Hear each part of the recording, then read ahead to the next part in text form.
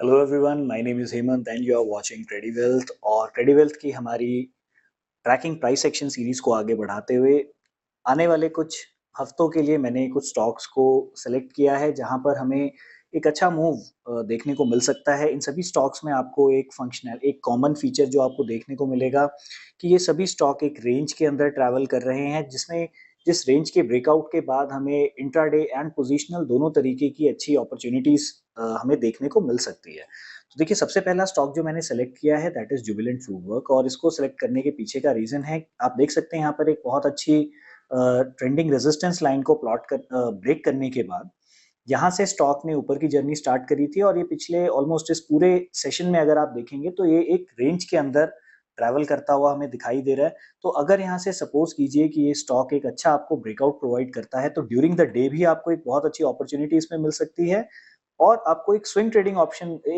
Opportunity भी मिल सकती है, जहाँ पे कहीं न कहीं आपको ₹513 तक के टारगेट इस स्टॉक में देखने को आने वाले समय पर मिल सकते हैं।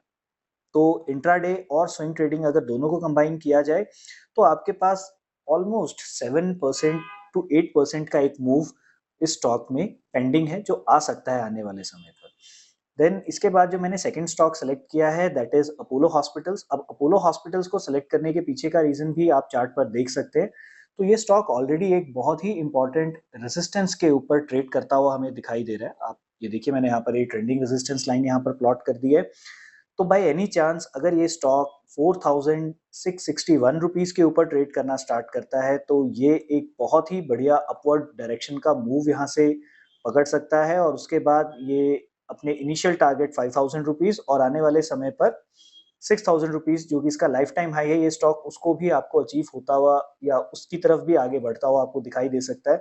तो अगेन इस स्टॉक में भी आपके पास एक बहुत अच्छा स्विंग ट्रेडिंग ऑप्शन या इंट्राडे बेसिस पर आपको किसी भी दिन इसमें अपॉर्चुनिटी मिले वो हो सकता है, और यहाँ पर भी आपके पास अपसाइड मिनिमम 4.5% की है।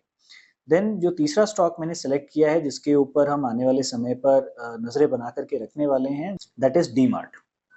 अब डी मार्ट के केस में भी अगर आप देखेंगे, स्टॉक एक बहुत ही इंपॉर्टेंट रेजिस्टेंस के आसपास ट्रेड करता हुआ हमें दिखाई दे रहा है। तो यहाँ पर देखिए, दोनों पॉसिबिलिटीज के लिए आपको प्रिपेयर्ड रहना है। पॉसिबिलिटी ये है कि बिल्डअप के बाद आपको बुलिश डायरेक्शन का ब्रेकआउट भी मिल सकता है, और पॉसिबिलिटी ये है कि इस बिल्डअप के बाद आपको बियरिश डायरेक्शन का भी ब्रेकआउट मिल सकता है। सो बियरिश स्टांस इस पर्टिकुलर स्टॉक में हम 3650 रुपीज से नीचे का बनाएंगे, और बुलिश जो हमारा स्टांस रहेगा वो कहीं ना कहीं 3750 रुपीज के ऊपर का हम मान करके चलेंगे। तो इस स्टॉक में काफी अच्छे टारगेट्स आपको देखने को मिल सकते हैं आने वाले टाइम पर। देन अगेन जो मैंने अगला स्टॉक सेलेक्ट किया है दैट इज एचडीएफसी एएमसी। अब देखिए, इस स्टॉक को भी सेलेक्ट करने के पीछे का रीजन बहुत सिंपल है।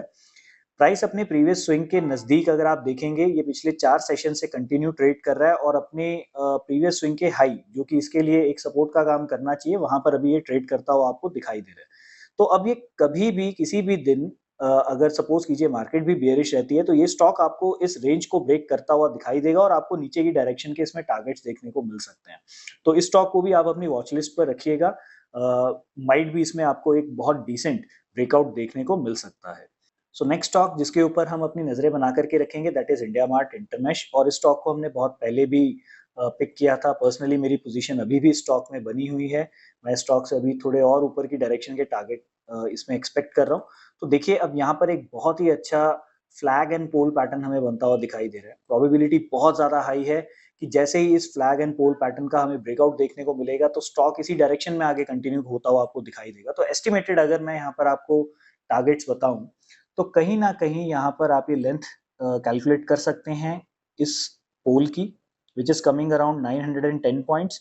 तो अगर एक डिसेंट ब्रेकआउट आपको देखने को मिलता है, तो इतने ही पॉइंट्स का मूव आप ऊपर की डायरेक्शन में भी एक्सपेक्ट कर सकते हैं। तो कहीं ना कहीं 7000 रुपीज के आसपास ये स्टॉक आपको आने वाले समय पर ट्रेड होता हुआ दिखाई दे सकता है। सो इसको भी आप अपनी वॉच लिस्ट पर ऐड रखिएगा, और जैसे ही इसमें ब्रेकआउट आता है, आप उस ब्रेकआउट को ट्रेड कर पाएंगे।